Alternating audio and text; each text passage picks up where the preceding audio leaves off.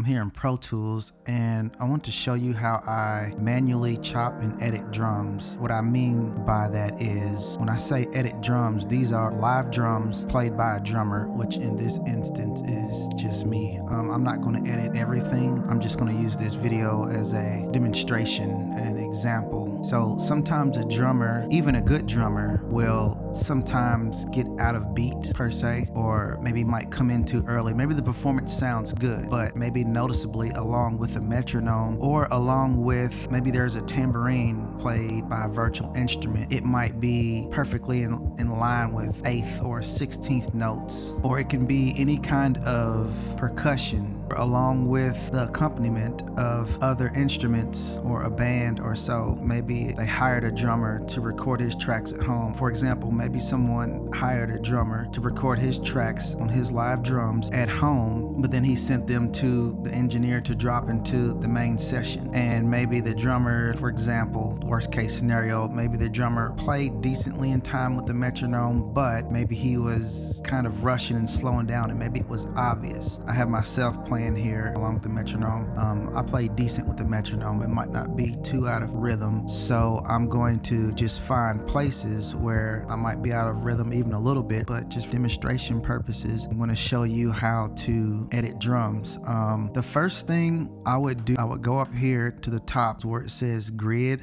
For me, I would click on that. By default, automatically set where it says bar 1. So with this tempo, I would go down to 16th notes. Click on 16th notes. You notice these lines appear here. So there's between bar 1, which is right here, there are the 16th note count. So it is 1 E and then start to the 2 E and 16th note count. So depending on what the drummer plays, those lines help me to see where to place whichever hit I need to edit. Those lines help guide me. The next thing I go to after that is I need to group all these tracks. So what I do in Pro Tools, I'll click on the first track, which is the kick, and I have these all labeled. I have kick, snare top, snare bottom, tom 1, tom 2, 14-inch floor tom, a 16-inch floor tom, basically ride, overhead left, overhead right. I also have these sent out to a reverb just to give a little ambience.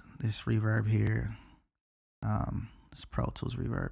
Anyway, so to group the tracks, so I click on the top track, which is kick, go all the way down to the last track, and I click on the last track, which is overhead right. Click on group, or the little arrow. Click on the arrow for group. We're going to choose new group, and let's see. And currently in the group are all of the tracks that I selected when I clicked from top to bottom, which is kick all the way down to the overhead right. I don't need any of these in there. The click track, aux 1, aux 2. So I'm going to click OK. So now when I click on any of these tracks, they all highlight. So now they are all, if you want to say, editable. So whichever one I cut, if I click here and I'm going to make a cut, it cuts it. Let me undo that. Now these tracks are ready to be edited. When I cut a track and I move it over, it's going to move with whichever section. For example, let me cut that again. So those are all cut. If I needed to move this, it just moves them as a unit, as a group. So let's just listen to the track. I'm not going to edit all of it. I'm just maybe do a few hits just for demonstration purposes. You can apply this same method in any music production software, Logic Pro, Studio One, Pro Tools. Let me play this track and just hear how the drums sound. Don't laugh.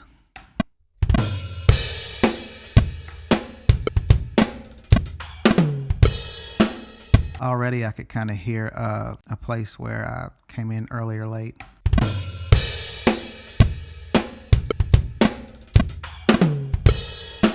I could hear it right here, this hit right here. And if you want to zoom in, I think there's a quick command. Sometimes I use it manually instead of using key commands. So you go down to the right hand corner down here and you click on the plus sign and it opens the window. So this hit right here at this hit right here is supposed to be on the 3, which is where the kick hits. 1, 2, 3, 4, where the kick hits on the 3 is off a little bit. To my ears, that's noticeable. So the first thing I would do is zoom in just a little more, place the cursor per se right on it, and I'm going to click and I'm going to cut. There goes my first cut. Before I move it, I'm going to make another cut at whatever drum or hit note that's played right after it before I move it.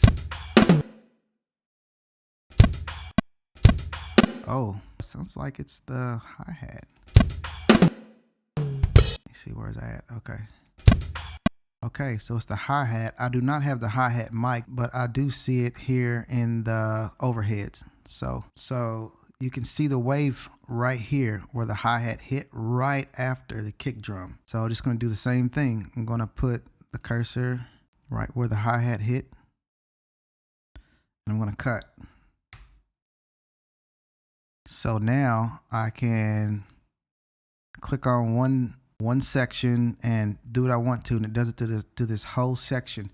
And the reason you want to do it to the whole section, obviously, because if this whole section did not edit as a group and I moved only the kick drum, but then through the other microphones like the toms, the snare, you possibly would hear like a flam. Come over here, I'm gonna trim it, trim a little bit, and I'm trying to put the kick drum right here on 3, that very initial hit.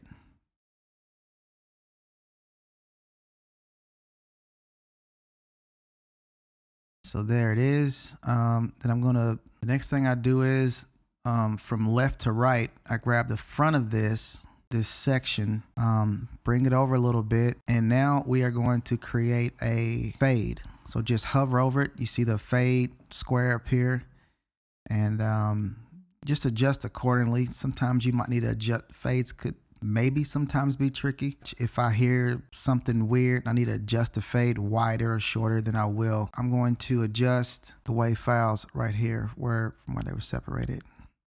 I'm going to do the same thing, just create like a short fade. Now I'm going to listen to it and see if anything else sounds off.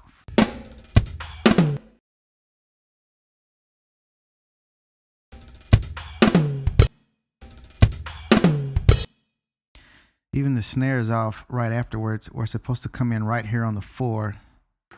So we're going to cut the snare, hit B. I'm going to cut tom 1 right in front of tom 1, hit B. Then there is the 2 kicks right here. Cut in front of that one, cut in front of that one. And then I'm going to cut right in front of this snare. These 2 kick hits are off. If you look up here at the lines for the grid, there's a line right here. They're kind of subtle. There might be a way to make those more transparent. I've never done that, but I see them and I know where to edit them. You can see that the kick hits right before that. To my ears, it's noticeable. So is this one. So is the tom right here. But I'm going to put these all in place. Let me play this again.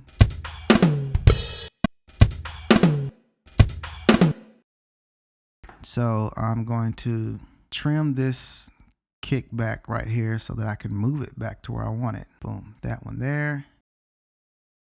Trim that track forward. Do a small fade.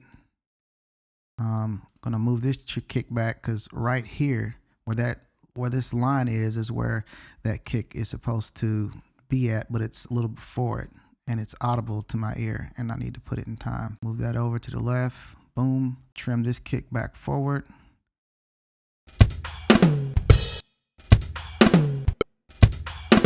So now I'm going to move the tom into its place.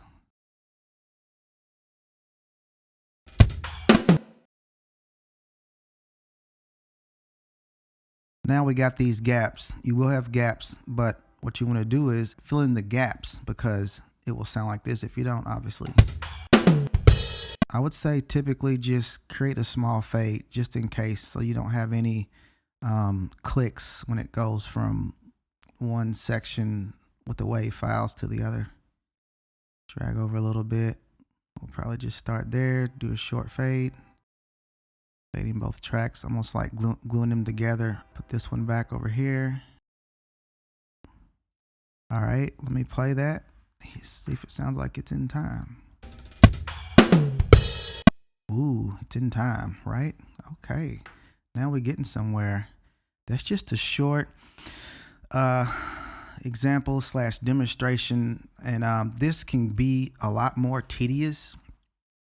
Let me play it again. Let me start from the beginning, from back here, and we're gonna stop.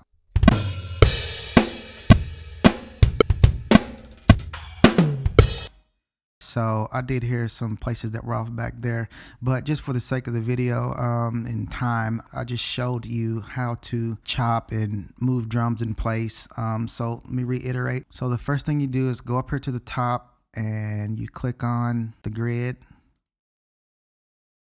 Once again, it might be set default just bar 1. So if I click bar 1, so it's just going to show like 1, 2, 3, 4. But you see there's hits that are being played in between here. They could be 8th notes or 16th notes. So I chose, to my discretion, 16th notes. The next thing I did was I went down here, clicked groups, and I chose new, which I don't need to choose new now because I have a group, which is the drums group, which I did not rename my group. So you choose a group, you can name it if you want to, or just remember the group that you put the drums in. You could have groups for other instruments or things or vocals. So with having the group set, you can go and just click on one and it highlights that section or the whole thing, and you can move it around as a unit. Again, this can be a very tedious process. It does take some practice, but I use this all the time when I play drums. And the other day I had a friend come over. He played drums. In his defense, he has not practiced with the metronome probably for several years. We played on a song that he was working on. So I went in and edited his drums exactly like this. If I'm leaving anything out and you have any questions about this process, just let me know. Put a message in the comments or so. Be blessed.